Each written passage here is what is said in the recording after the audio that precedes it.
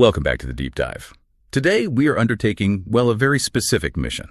A deep dive into what really defines a premium choice for men's Halloween outfits. We're trying to move way beyond the usual generic stuff, looking at outfits that claim, to be a real transformation. So we've got details here on 3 specific high-quality options. Ensembles, really, not just costumes, aimed at men, and they promise this sort of crucial trifecta: durability, authenticity, and comfort.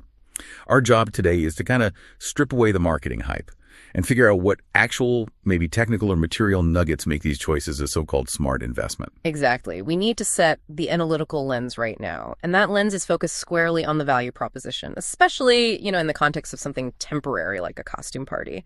What knowledge can we actually extract about how these outfits are engineered? Engineered to stand out, survive a long night, and maybe most importantly, why does the source material keep calling them a smart investment instead of just, disposable fun? Okay, I have to jump in right away, though. Is this really about fabric science, or is it fundamentally marketing psychology? I mean, can a, let's say, $300 Wookiee costume really guarantee social success like the source seems to suggest? The core argument seems to be avoiding what they call flimsy alternatives. Well, I think it's probably a synthesis of both, right? The investment idea, it relies on 2 things. The structural quality, definitely, but also that social ROI, the return on investment socially. The claim is, look, if you buy a flimsy alternative, you run a really high risk of material failure. A seam ripping, the fur shedding like crazy, or the whole shape just collapsing. That guarantees a bad memory, or at least an embarrassing one. So by investing in premium quality, the idea is you're drastically reducing that risk of, social failure. And if we look a bit closer, the argument for superior craftsmanship, it isn't just about durability, it's about embodiment. The source material claims these outfits allow the wearer to truly unleash their inner adventurer or mythical creature or galactic hero. That shift from simply wearing an outfit to structurally being the character, that's supposedly what justifies the premium label. That distinction, wearing versus being that, feels key. But what are the concrete, physical differences they cite? When we talk durability, are we talking better stitching, better material blends, or just like thicker plastic? It seems to be the latter too, mostly. Material blends and better components, combined with licensing in some cases. These premium options, they're trying to solve practical problems you see all the time with cheap costumes. Like, cheap faux fur often looks matted right out of the bag. It's awful. Or cheap molded plastic masks just look flat, no dimension. The source claims their high-end construction addresses these flaws with tailored fits, specific material blends, professional-grade molding techniques, that sort of thing. The result should be a costume you can wear more than once, maybe for several seasons, which, significantly improves the value proposition if it holds true. Okay, right. Let's look at the first character then, designed for this layered authenticity, the iconic swashbuckler. We're talking Captain Jack Sparrow, specified in X-large, made from a polyester cotton blend. Now, if you were looking at a budget version, the pants would probably be super thin polyester, right? Yeah. And the vest might just be screen printed on. What's the high-end approach here? Well, what's fascinating is the compromise they seem to make between authenticity and comfort. That's crucial for the premium user experience they're selling. You mentioned the poly-cotton blend. That's actually pretty significant. A 100% polyester costume. It's hot, it gets staticky, often doesn't breathe at all. Adding cotton can drastically improve that breathable fit, suggesting comfort through what might be a very long, active night of pirating. And I found the choice of gray jersey knit pants with an elastic waistband genuinely strategic. It really shows they prioritize the wearer's comfort and flexibility over, let's say, absolute historical accuracy. I mean, pirate pants weren't exactly known for their elastic waistbands, were they? Precisely. No, they weren't.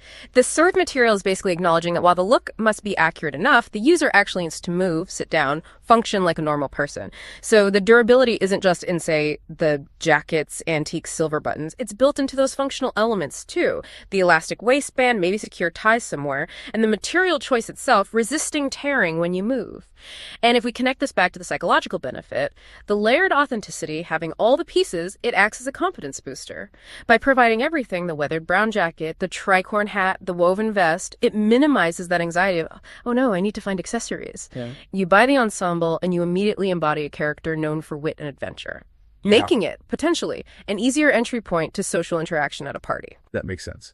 Okay, so the part is about detailed layering, blending historical pastiche with modern comfort. Our next character takes the idea of total physical transformation, to the extreme. We're moving from the Caribbean to a galaxy far, far away. The galactic hero, the adult Star Wars Chewbacca premium costume. Right? This outfit requires serious bulk and scale, includes a full jumpsuit, a padded molded mask, gloves, and the signature bandolier satchel. When you analyze the structure, what engineering challenges does this premium version solve, especially compared to those cartoonish budget versions they mentioned? Yeah, the central technical challenge, really for any premium creature costume, is maintaining a massive non-human silhouette without it collapsing on itself or becoming unbearably hot to wear. What the source highlights here is the molded precision and padded elements. So the padding isn't just for volume, making you look big, it's structural engineering. It's designed to hold the Wookiee shape upright, even when the wearer moves or sits down or leans over. That's key. And the attention to screen-inspired detail in the molded mask is particularly important. Cheap Wookiee masks often use really thin latex or just simple cutouts. They fold easily or lose their shape under party lights. This premium version supposedly uses denser materials to capture Chewie's expressive face better, ensuring the visual impact stays bold and recognizable even from across the room. Okay. The source material specifically mentions this version is imported, okay, and ideal for extended wear without discomfort. But hang on. When you commit to being a massive Wookiee, the practical difficulty is immense, right? Sitting down, moving through crowds, even trying to have a drink. How does this extended wear feature actually translate into solving those real-world problems? Well, it probably comes down to fit and the quality of the materials inside. Extended wear likely means the interior lining of the jumpsuit has to be smooth, non-irritating, reducing chafing. Plus, the synthetic fur used in a premium version is likely lighter in weight and better secured to the backing fabric than budget alternatives. That helps reduce heat retention, which is huge, and prevents massive shedding, a major user pivot point with cheap fursuits. Basically, when you pay a premium, you expect the structural integrity to survive several hours of event use without degrading visually or just falling apart. That's a really interesting pivot. Okay, so Sparrow is detailed authenticity. Chewbacca is structural immersion. Our third option then is the wild card. It focuses on a very modern kind of authenticity. Licensed humor.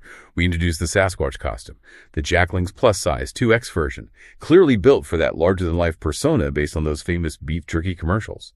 This costume is explicitly aiming at creating viral moments and shared laughs.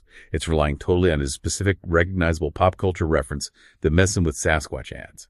So when a costume's authenticity is based on a meme, how does premium construction elevate the joke? It elevates the joke by making it visually undeniable, I think.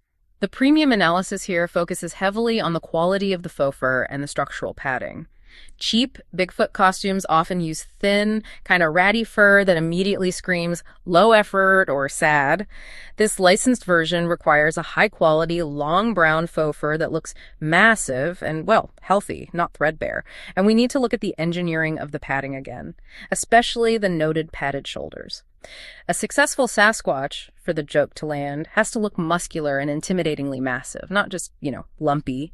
The internal structure probably uses those padded shoulders, maybe other foam elements, to sculpt a specific, almost athletic physique, like in the ads. This ensures the humor lands because the visual is immediate and high impact. It looks right. Right, and the collaboration they mentioned with Fun Costumes and Jack Lanks is key here, ensuring top-tier authenticity. Why is that specific licensing connection so important for this type of costume, compared to, say, an unlicensed generic pirate? It's really the difference between a generic concept and a specific cultural icon, isn't it? The licensing authenticates the meme itself. If you buy a generic ape suit, okay, you're just Bigfoot. Could be anything.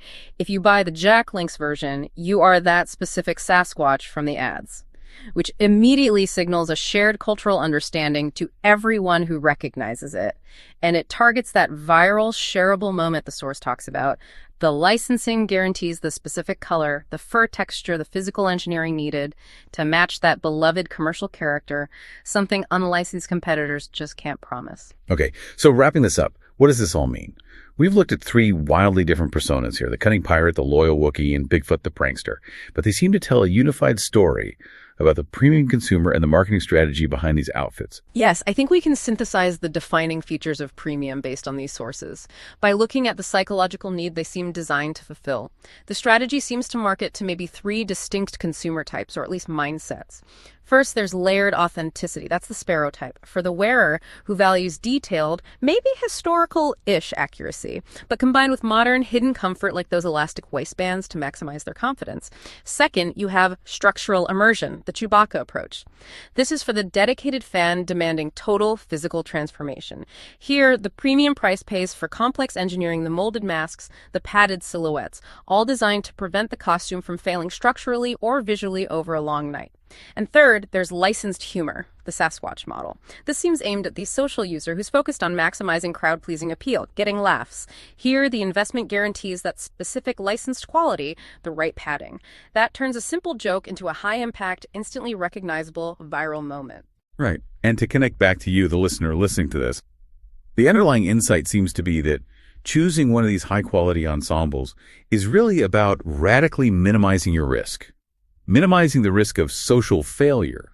I mean, nobody wants their mask to collapse mid-party, right? Yeah. And maximizing their social confidence and that crowd-pleasing appeal. You're essentially buying the guarantee that you will stand out, but for the right reasons. Which raises, I think, an important underlying question here. When you invest this kind of money in an authentic, high-quality costume, are you primarily buying fabric and accessories? Or are you really buying the guaranteed experience, the experience of embodying wit or strength or humor? And perhaps more critically, are you buying the strategic ability to just avoid the flood of low-quality copies out there?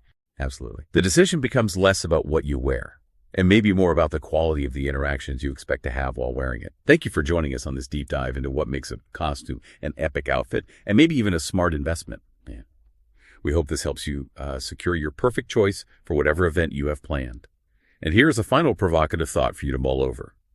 If the goal of these premium options really is transformation and connecting with fellow fans through shared fandom or humor, does the significantly higher cost change the nature of the expectation you have for the audience reaction? If you pay top dollar for total immersion, do you maybe feel entitled to a better quality of interaction, a bigger laugh, more awe? Think about that. Until next time.